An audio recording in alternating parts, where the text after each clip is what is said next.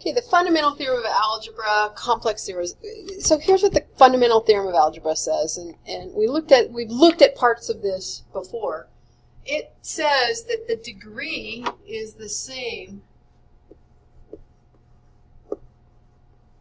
as the number of solutions.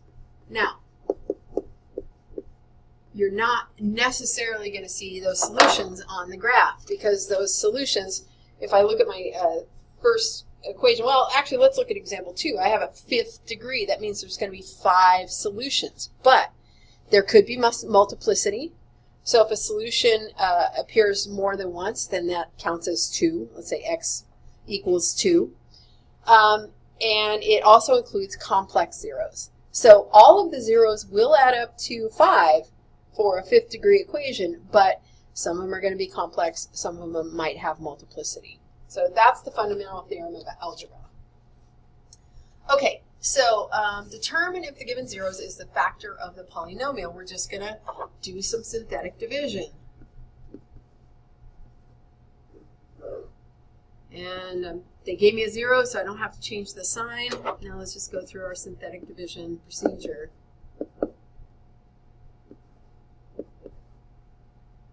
Okay, so it would be really nice if I had a negative 12 there. And if I did, it's a 0. But if I look back and just make sure I don't have a sign error, I do not see a sign error. And so because my final answer is not 0, no, negative 2 is not a 0. If I had gotten a 0 as a remainder, then it would most definitely have been a factor in a 0. Okay, so example 2, they kind of start this quiz off with a similar problem. That's why, and I try to keep these in order like the quiz goes. So I could look at all possible rational zeros. That would be, plus or minus the factors of my constant over the factors of my leading coefficient. Well, the factors of my constant is 36. That has a ton of factors. Factors of my leading coefficient is not too bad. It's 1. So I don't really want to go through that list of factors. It's just too long, and I would have to try too many. I would have to do too many synthetic divisions probably to find something that worked, especially since it's 5th degree. I'm looking for 5 zeros. So instead, I'm going to put it in my graphing calculator. And I did. I preloaded it in my graphing calculator. And if I go zoom 6, then this is what I see, a 10 by 10 graph. And I have zeros with lots of multiplicity. So I have a 0 at negative 2. And because my graph goes up to negative 2 and comes back down, I know I have multiplicity. Now, I have even multiplicity. That's all I know. So it could be multiplicity of 2, could be multiplicity of 4. So I have a 0 at negative 2, I have a 0 at 1, and I also have a 0, it looks like, at positive 3. So what I'm going to do is I'm going to just take those numbers and start synthetically dividing and see exactly what I have. Let's start with the negative 2.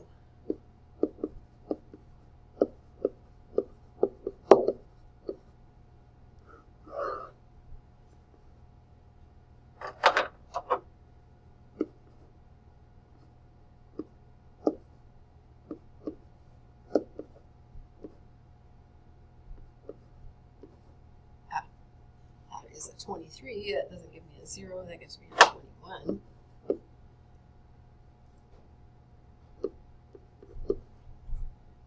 Negative 42 minus 24.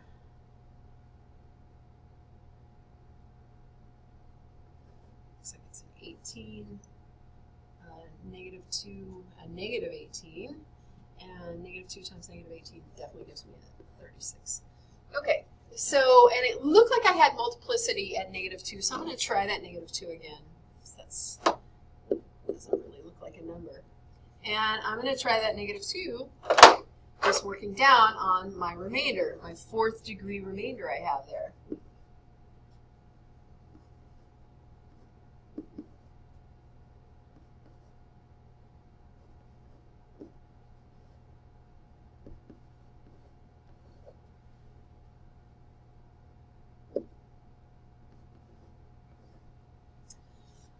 So there's my multiplicity with 2, and I don't see that I'm going to get a 2 out of a constant of -9. So I'm going to pick this up over here, and what do we have? We had a 1 and a 3. I'm going to go ahead and factor out the 1 with my remainder. And all I'm doing is proving those zeros. What if I typed in my graph wrong? Typed in my equation wrong.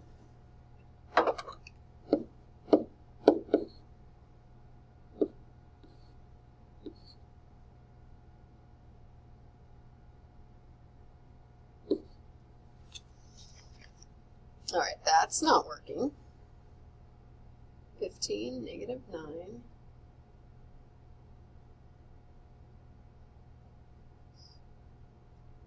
Oh, I have an error here, and that will give me a 0.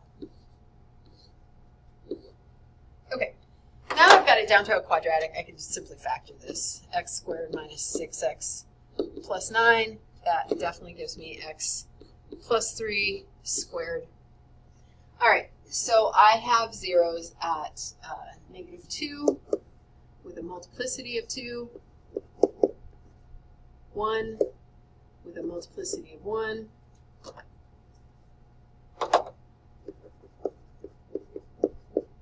and 3 also with a multiplicity of 2.